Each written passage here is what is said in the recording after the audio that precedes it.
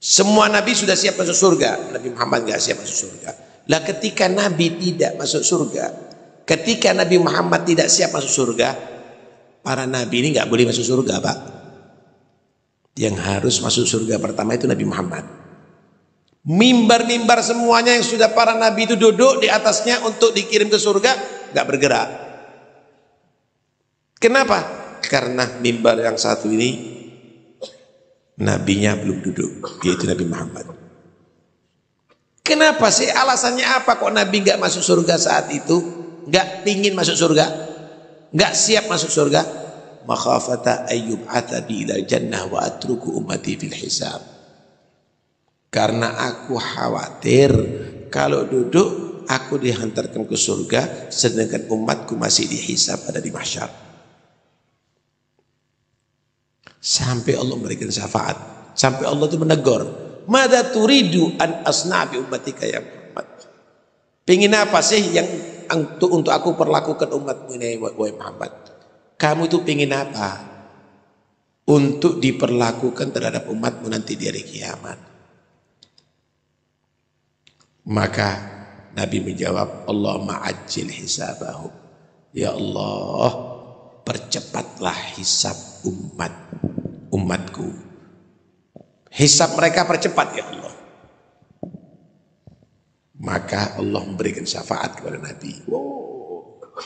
Dan kasih syafaat, semuanya diselamatkan sama Rasulullah.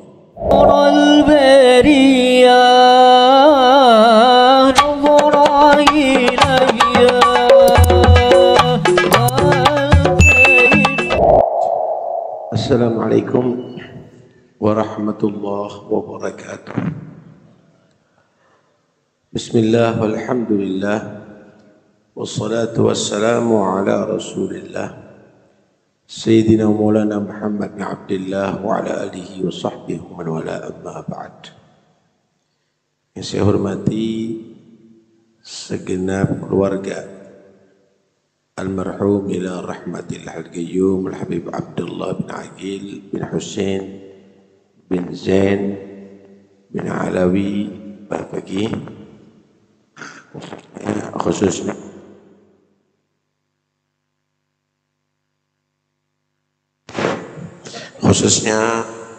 pengasuh dan penanggung jawab ketua Yayasan Tarbiyah Islam Nguling, segenap para ulama, para habaib dan para ulama yang saya hormati, khususnya saudara kami Kiai Al-Haj Imran selaku Ketua DPC NU Kabupaten Pasuruan, pejabat pemerintah yang sipil, yang Polri atau TNI yang saya hormati, segenap Dewan Guru, hadirin dan hadirat yang rahmati Allah Subhanahu wa taala.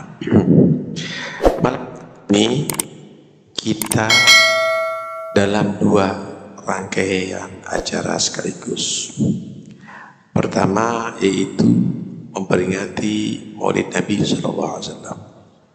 Kedua, haul daripada Habib Abdullah beserta istri beliau Syarifah Al-Hubabah Ruqayyah. Hadirin sekalian rahmatullahi Allah, memang menjadi satu kewajiban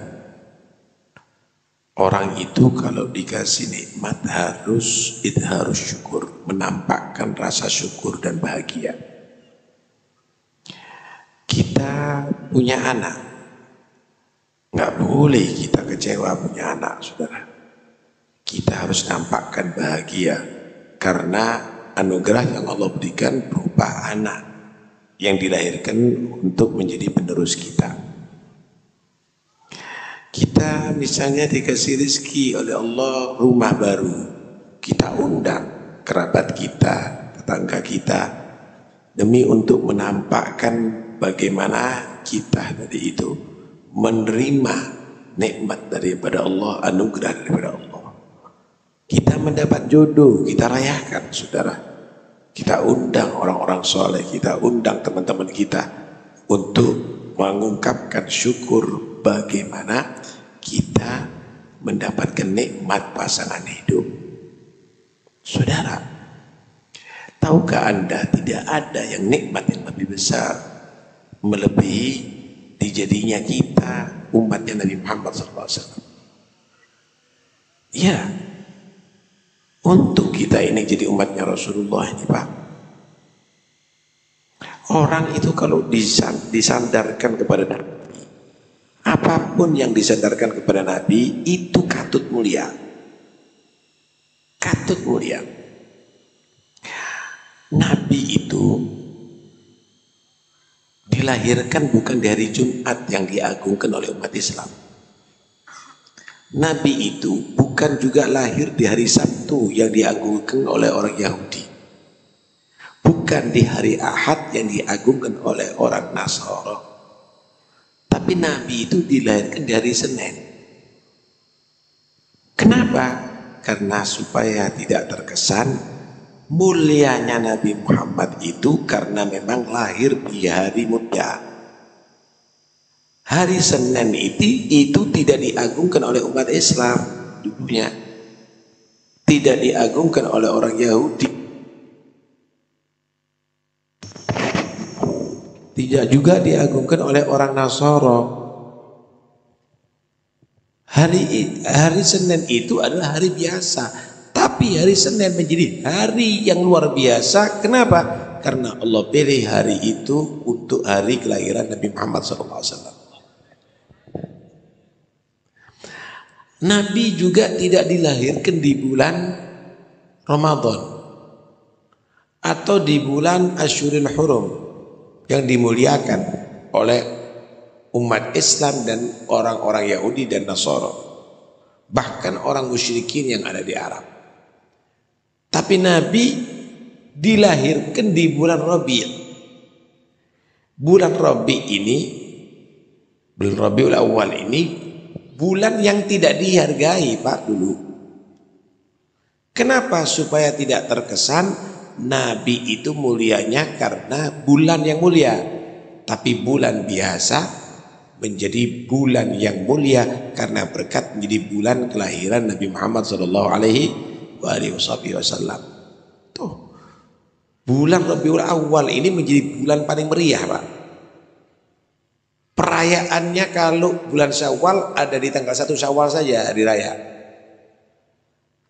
Kalau bulan Dzulhijjah yang ramai yang dirayakan cuma satu hari dok, tanggal 10 Idul Adha.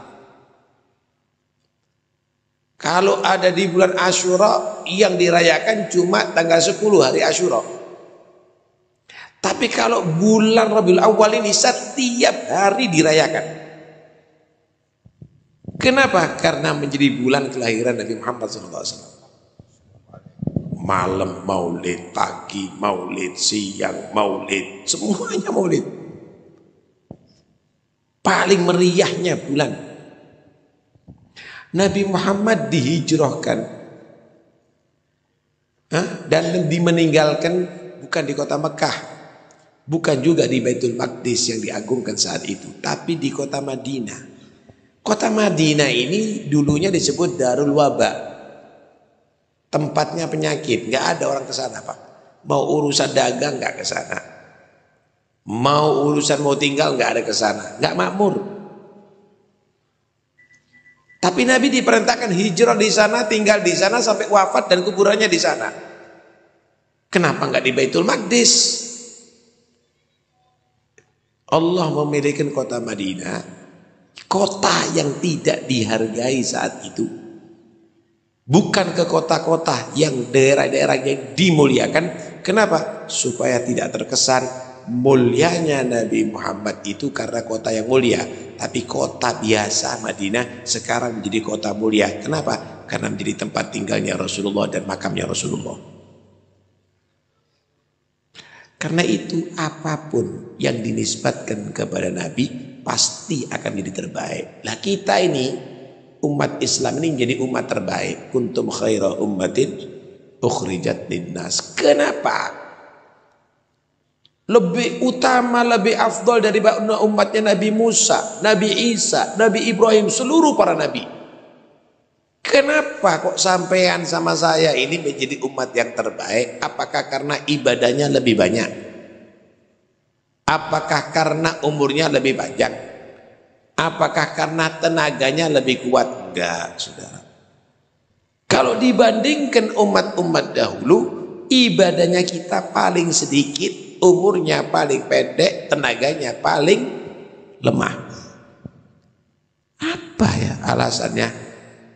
Umat yang paling lemah ini, umat yang paling dikit ibadahnya ini, umat yang paling singkat umurnya ini kok lebih afdol, kok lebih mulia, kok menjadi khairu ummatin bi akrami rusli kunna akramal umami, karena nabinya paling mulia. Akhirnya umatnya menjadi umat paling mulia. Nggak diukur ibadahnya, nggak diukur umurnya, nggak diukur tenaganya, tapi diukur kemuliaan nabinya sallallahu alaihi wasallam. Loh, kenikmatan yang begini kalau nggak dirayakan ya kenemenen, Pak. Lawang dapat istri itu dimuliakan kok. Lawang dapat rumah dimuliakan, dapat kendaraan dimuliakan. Masa dapat gelar khairu ummatin nggak dirayakan? Keliru. Karena itu pantas kalau umat Islam ini mengagungkan dan selalu menyanjung Nabinya Muhammad sallallahu alaihi wasallam. Hadirin sekalian rahmatillah Allah. Untung kita punya Nabi Muhammad ini ya saudara. Kenapa? Cita-citanya cuma satu. Nabi itu punya cita-cita cuma satu. Pingin umatnya semuanya ini selamat dari neraka dan masuk surga. Orang tuanya sampai itu loh. Kalau punya cita-cita, pingin jadi dokter, selesai. Nggak sampai akhirat. Pingin jadi pilot, pingin jadi, sampai ada situ. Tapi Nabi nggak sampai di situ. Pingin sampai masuk surga. Nggak ada cita-cita seperti begitu, saudara. Nggak ada. Sampai Nabi itu pernah dijanjikan oleh Allah, wala sawfa yu'tika rabbuka fatarda. Bakal nanti Tuhan kamu di hari kiamat Muhammad akan kasih semua permintaan kamu sampai kamu puas. Sampai betul-betul kamu puas. Lalu Nabi jawabnya, wallahi la arda wa wahidun min ummati finnar. Kalau begitu saya nyatakan saya tidak akan puas di hari kiamat sedangkan masih ada satu di antara umatku ada disiksa di neraka Allah. Nabi nggak akan puas, Pak, walaupun masuk surga kalau umatnya ada disiksa di neraka. Walaupun sudah diangkat derajatnya oleh Allah, tapi nggak puas kalau memang ada salah satu umatnya masih disiksa di neraka. Karena itu jangan sampai menyakiti umatnya Rasulullah. Kenapa? Karena Nabi itu cinta kepada umatnya. Diusahakan selamat sampai ada di akhirat. Sehingga diriwayatkan yunsabu likullil anbiya likulli nabiyyin yaumal qiyamah manabir min nur. Bakal akan disiapkan untuk semua para nabi nanti di hari kiamat mimbar-mimbar dari cahaya. Untuk apa mimbar itu? Untuk menjadi tempat duduknya para nabi. Setelah itu mimbar itu akan mengantarkan ke surga Allah. Jadi di mahsyar itu nanti ada mimbar dari Nabi Adam, mimbarnya Nabi Idris, mimbarnya Nabi Nuh, sampai kepada mimbarnya Nabi Muhammad. Kulluhum yajlisuna 'alaiha. Semua para nabi udah siap masuk surga, sudah duduk di atas mimbar.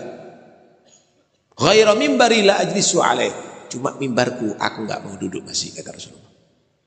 Semua nabi sudah siap masuk surga, Nabi Muhammad nggak siap masuk surga. Lah ketika nabi tidak masuk surga, ketika Nabi Muhammad tidak siap masuk surga, para nabi ini nggak boleh masuk surga, Pak. Yang harus masuk surga pertama itu Nabi Muhammad. Mimbar-mimbar semuanya yang sudah para nabi itu duduk di atasnya untuk dikirim ke surga nggak bergerak. Kenapa? Karena mimbar yang satu ini nabinya belum duduk, yaitu Nabi Muhammad. Kenapa sih? Alasannya apa kok Nabi nggak masuk surga saat itu? Nggak pingin masuk surga? Nggak siap masuk surga? Makhafata ayyub atabi ilal jannah wa atruku ummati fil hisab. Karena aku khawatir kalau duduk aku dihantarkan ke surga sedangkan umatku masih dihisab ada di mahsyar.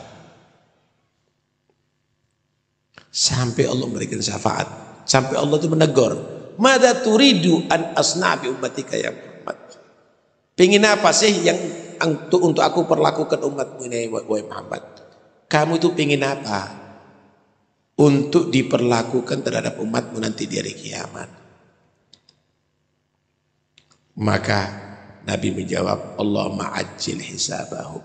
Ya Allah, percepatlah hisab umatku. Hisab mereka percepat ya Allah. Maka Allah memberikan syafaat kepada Nabi. Dah kasih syafaat, semuanya diselamatkan sama Rasulullah. Cuma ada umatnya yang sudah masuk ke neraka duluan. Udah kecemplung Pak, wis kebabas. Lah, di situ Nabi pun memohon kepada Allah, semua umatnya di neraka ini dientas oleh Allah. Satu persatu diselamatkan sama Rasulullah. Sampai malaikat Zabaniyah yang menyiksa di Jahannam, di neraka ini, negur, ya Muhammad, ma tarakta li ghadabi rabbika min ummatika min baqiyah. Muhammad, inti enggak sisakan ya walaupun satu di antara umatmu ini untuk disiksa oleh Allah Subhanahu wa taala. Alhamdulillah. Tuh lihat bagaimana ini. Enggak syukur sampai menjadi umatnya Rasulullah sallallahu alaihi wasallam. Karena itu ayo, kalau Anda menjadi anak daripada orang tua yang cinta, dibiayai semua kebutuhannya, orang tua Anda semuanya perhatikan, menyediakan segala fasilitas untuk Anda, gimana kalau sudah menjadi anak yang baik? Jangan sampai ngecewakan orang tuanya. Belajar sampai pintar, sampai sukses, sampai menjadi orang yang bisa dibanggakan. Loh, sampean ini diusahakan sama Nabi Muhammad sampai ke surga. Jangan sampai ngecewakan Rasulullah. Ayo, bahagiakan Nabi Muhammad.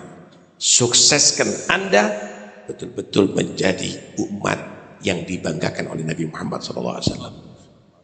Iya, jangan ngecewakan Rasulullah. Jangan ngecewakan Nabi Muhammad. Nabi pernah berkata begini, kullu ummati yadkhulunal jannah. Semua umatku tak jamin masuk surga. Semua umatku tak jamin masuk surga. Illa man aba, kecuali kalau nolak. Nolak masuk surga. Ada nggak orang yang lebih goblok daripada orang yang diajak Nabi masuk surga tapi nolak? Waman ya'ba ya Rasulullah. Siapa sih orang yang menolak masuk surga ya Rasulullah? Qala man ata'ani dakhala jannah wa man asani faqad aba. Yang taat sama aku berarti mau diajak masuk surga. Yang enggak taat sama aku ya dia nolak berarti. Kita harus cerdas. Lawang Nabi itu hebatnya seperti begitu, kok gak nurut tuh ya apa ceritanya? Apa alasannya gak nurut sama Nabi Muhammad? Akhlaknya hebat, tampilannya hebat, ajarannya hebat. Apa alasannya gak ngikuti Nabi itu? Alasannya apa? Kita ini jangan punya otak seperti laron. Tahu laron nggak? Laron itu Pak, ketika dia melihat api, dia berpikir di dalam api itu nikmat. Dia nggak mikir kalau api itu membakar dan panas. Karena itu laron itu kalau kelihatan api, menghampiri api, terjun ke api. Nabi menyatakan begitu, innakum tatahafatu finnar ta'atfutal farash. Kenapa sih kamu itu menyerbu ke neraka itu seperti laron kepada api?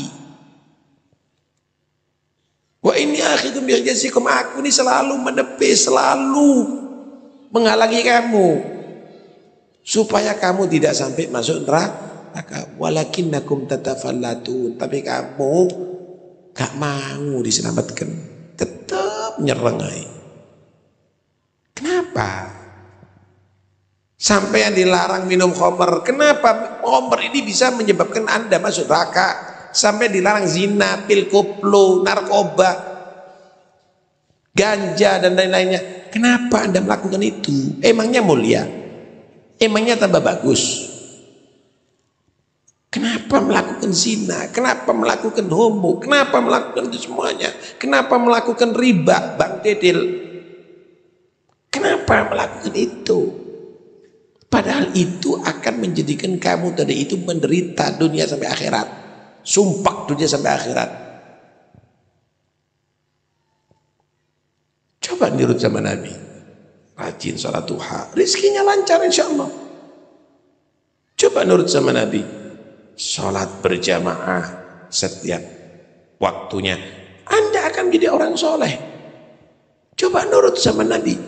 Ahli baca Quran. Berkah rumahnya Anda, berkah pekerjaannya Anda. Makan dengan caranya Nabi, berkah Pak. Makanannya, minum dengan caranya Nabi, berkah. Ojo bismillah ndak kadang-kadang. Mangan tangan kiwo. Karena itu ayo nurut sama Rasulullah biar berkah ini hidup. Nah, Masya Allah. Anda lihat sekarang bagaimana Habib Abdullah Bafagi. Orang itu kalau sudah mati, yang menjadi saksi itu peninggalannya. Hadi atharuna tadullu alaina. Fanduru ba'dana ilal athari. Kalau ada orang mati yang ditinggalkan itu organ, dia ditinggalkan itu adalah gitar, berarti yang meninggal adalah orang ahli musik. Benar apa enggak? Kalau yang ditinggalkan itu adalah bola, sepatu sepak bola, berarti yang meninggal adalah ahli sepak bola, sendeng sepak bola. Kalau yang ditinggalkan tadi itu adalah pabrik, toko yang besar, duit yang banyak, berarti orang itu bisnismen, ahli bisnis. Kalau orang dakwah Pak, yang ditinggalkan itu madrasah, pondok, majelis-majelis, itu berarti ahli dakwah. Ahli dakwah itu tandanya sampai bisa melihat itu. Karena itu kalau mati jangan yang ditinggalkan ngingu asu di omah, yang ditinggalkan alat-alat musik di rumah, tinggalkan amal-amal jariah yang bagus. Masjid, madrasah, majelis taklim, itulah yang akan dinilai. Kalau dunia nggak ada Pak, nanti nggak ada. Sampai tahu nggak ceritanya Fir'aun punya istana? Mana istananya Fir'aun sekarang? Jadi puing-puing sekarang. Istana Nabi Sulaiman yang diceritakan megah, mana itu semuanya? Nggak ada. Kekayaannya Qarun mana? Nggak ada. Di Indonesia itu ada kerajaan Majapahit, kerajaan Sriwijaya, mana? Nggak ada. Yang ada sekarang ya puing-puing yang rubuh. Itu semuanya akan hilang. Mobil yang paling baru 50 tahun yang akan datang rongsokan. Istri yang cantik 50 tahun yang akan datang tuwek. Suami yang ganteng 50 tahun yang akan datang lungset. Karena itu pikirkan baik-baik. Kalau Anda mati, apa yang akan diceritakan untuk anak-anak Anda? Waj'alni lisana sidqin fil akhirin. Bakal diceritakan no. Jangan nanti ternyata Masya Allah, orang tua saya ahli main kartu. Gitu. Masya Allah. Istiqomah setiap hari 4 pak. Gitu. Apa mau diceritakan? Abahnya anak meninggalkan TV yang gedenya sekian ini. Gitu. Di rak lemarinya ternyata kaset lagu-lagu barat dan India. Begitu. Loh, hati-hati loh, ini bakal diceritakan loh ini. Anak cucu Anda itu malu menceritakan datuk dan orang tuanya model begini nih. Tinggalkan madrasah, tinggalkan masjid, tinggalkan majlis ilmu, tinggalkan istiqomah, tinggalkan murid-murid yang soleh, tinggalkan itu loh Pak nilainya. Jangan yang diceritakan nanti yang tidak baik, seakan. Jangan egois, jangan asal kamu itu kepuasan nafsu. Pikir baik-baik, jadilah kamu orang tua yang bisa dibanggakan oleh anak cucu kamu. Jangan nanti kamu tadi itu ternyata diceritakan aib-aibnya, malu. Punya orang tua model begitu, malu cucunya pula punya datuk model begitu. Karena itu harus benar-benar ini kita ya. Kita ini harus punya hukum kebalik Pak. Lain fakharta bi aba'in dawi syaraf laqad sadaqta walakin bi'sa ma waladu. Kalau kami itu membanggakan datuk-datuk orang tua kamu yang soleh-soleh, mereka orang bisa dibanggakan. Tapi kebalikannya, apakah mereka bangga punya cucu seperti kamu, anak seperti kamu? Mikiro. Jangan-jangan kamu bangga sama orang tua kamu, tapi orang tua kamu kecewa dengan kamu. Apa nilainya kamu? Ma yanfa'ul aslu min hasyimin idza kanatin nafsu min bahilah. Bapak jenderal, anak raja maling, anak raja bandar narkoba. Apa nilainya? Karena itu penting sekali untuk menjadi penerus orang tua yang soleh, meneruskan kesolehan tadi itu. Abauna wa ajdadna al-afadil. Kita harus tahu orang tua yang baik-baik tadi itu harapannya cuma satu, punya anak cucu yang baik-baik pula. Orang tua yang alim itu pingin harapannya anak yang alim juga. Teruskan ilmunya, teruskan akhlaknya, teruskan istiqomahnya. Maka Anda menjadi anak yang anak yang bakti, anak yang bisa membahagiakan orang tua. La yadkhulun naro bar wa la yadkhul jannata aq. Gak masuk surga orang yang durhaka dan tidak masuk neraka orang yang bakti kepada kedua orang tua. Masya Allah. Terakhir, ini tadi baca maulid apa? Mau baca maulid apa? Syamtud Durar. Ini Habib Ali Al-Habsyi. Ini Habib Ali Al-Habsyi. Habib Ali Al-Habsyi itu pernah berkata begini, semenjak di masa hidup ibuku, aku belum pernah merasa punya harta. Aku dan hartaku milik ibuku. Demi Allah, kata Habib Ali, kalau seandainya ibuku perlu biaya, kemudian aku tidak punya dan dia membutuhkan itu biaya, membawa aku ke pasar untuk dijual, aku tidak menolak untuk dijual demi untuk memenuhi kebutuhan ibuku. Gak seneng orang tua kalau punya anak model begini Pak. Habib Ali itu kalau ketemu orang yang wali, lari ke ibunya, Bu, saatnya minta kepada Allah untuk Ali, Bu. Angkat tangannya, Bu. Iya nak, minta apa kau nak? Perlu ibu minta apa sama Allah untuk kamu? Mintakan kepada Allah, mudah-mudahan anakmu Ali menjadi wali seperti fulan. Kalau sudah kelihatan orang yang alim begitu, lari ibunya, Bu, saatnya mintakan kepada Allah untuk anakmu Ali. Iya nak, apa yang aku mintakan? Mintakan kepada Allah, mudah-mudahan anakku Ali menjadi alim seperti fulan. Jadi Habib Ali Pak. Jadi Habib Ali. Pernah anaknya kita minta begitu? Ada. minta pakaian Superman, Batman, Spiderman. Yang saya khawatirkan, doakan anaknya bapak seperti Moki Mos gitu. Awas, kenapa? Anda yang kenalkan anak Anda dengan artis-artis. Anda yang kenalkan anak Anda dengan pemain film itu. Anda nggak kenalkan kepada orang wali, nggak diceritakan orang-orang soleh. Beli kredit, kadang-kadang nggak punya duit, beli kredit, belikan TV. Tuh lihat tuh, yang nyanyi itu, kadang-kadang belum pernah sujud kepada Allah satu kali pun. Tuh lihat itu, artis-artis itu, tuh lihat itu, bintang film itu. Oh bintang bagus pak, ini filmnya nggak bagus kok bintang. Ya bisa jadi sampah film pak. Long film porno kok, long film tidak bagus kok. Kita yang salah.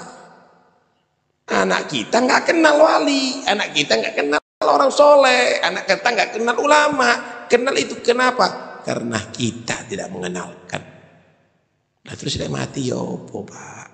Akhirnya, masya Allah, orang Indonesia yang agamis, muslimin, uripin di desa, tatuan kabeh awak. Pakai anting-anting, rambutnya macam-macam. Anda lihat bagaimana sian umat Islam, umatnya Nabi Muhammad nih, nggak kenal bagaimana akhlaknya Nabi Muhammad. Karena itu, ayo, sing peduli sekarang terhadap agama. Hati-hati anaknya sampean, ajari yang benar. Ini mumpung ono madrasah, daftarkan, panggil ustadz, biayai untuk ngerti akhlak, biayai untuk kenal Nabi, biayai untuk kenal ahli bait. Mas hati-hati, banyak sekarang mengajarkan benci kepada ahli bait. Biayai untuk kenal sahabat, biayai untuk kenal ulama, biayai untuk kenal aulia, biayai untuk kenal orang-orang yang soleh, supaya tetap nggak sampai berubah, akhirnya jadi orang fasik, akhirnya jadi orang munafik. Naudzubillah, kalau sudah dicabut imannya jadi orang kafir. Naudzubillah min dzalik. Mudah-mudahan insyaallah acara ini membuka hati kita. Mudah-mudahan insyaallah ceramah ini akan bisa menjadi obat untuk saya dan bermanfaat untuk kita semuanya. Dan mudah-mudahan insyaallah sebagaimana Allah memberikan taufik dan hidayahnya, bantuannya kepada orang-orang yang soleh untuk melakukan kesolehan, mudah-mudahan Allah juga menjadikan kita orang yang soleh dan membantu kita untuk bisa berbuat amal-amal yang soleh. Amin, Allahumma amin. Dan mudah-mudahan ilmunya kita ilmu yang manfaat, anak-anak kita menjadi anak yang salihin dan salihat, menjadi orang bahagia di kita dunia sampai akhirat. Amin, Allahumma amin, amin, Allahumma amin. Saya tuntun baca la ilaha illallah ya, untuk tajdidul iman, supaya imannya kita kembali kuat lagi setelah terobek-robek dengan maksiatnya kita. Mudah-mudahan anyar maneng imani kuat, tetap melekat di hati kita sampai akhir hayat kita, mati dalam husnul khatimah. Di Hadramut itu Pak ada namanya Al-Habib Muhammad bin Alwi bin Syihab. Waktu itu ada hall Al-Habib Abdullah bin Husain bin Tahir ada di Masileh. Beliau ceramah. Di akhir ceramahnya membawa satu hadis untuk menuntun kaum yang hadirin membaca la ilaha illallah.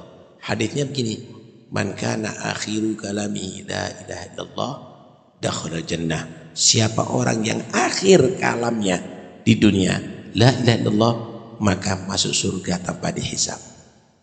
Dituntut la ilaha illallah sampai 3 kali, duduk meninggal dunia langsung.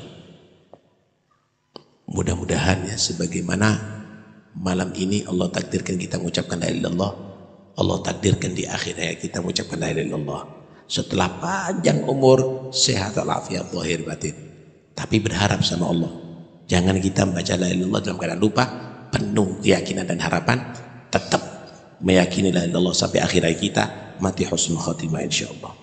Qala Rasulullah sallallahu alaihi wasallam, qala Allah Ta'ala لا إله إلا الله حصني وما دخل حصني أمين من عذابي لا إله إلا الله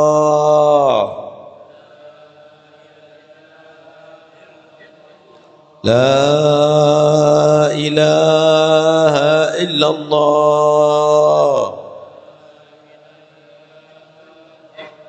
لا إله إلا الله محمد رسول الله صلى الله عليه وآله وصحبه وسلم كلمة حق عليها نحيا وعليها نموت وعليها نبعث إن شاء الله من الآمنين الذين لا خوف عليهم ولا هم يحزنون اللهم حقنا حقيقة لا إله إلا الله واجعلنا في حسن لا إله إلا الله في دار لا إله إلا الله ومن خواص أهل لا إله إلا الله أحينا على لا إله إلا الله توفنا على لا إله إلا الله بعد عمر طويل في طاعتك لطف عافية جمال أبن الآخر حسن ختم الموت إلى حضرة النبي الفاتحة.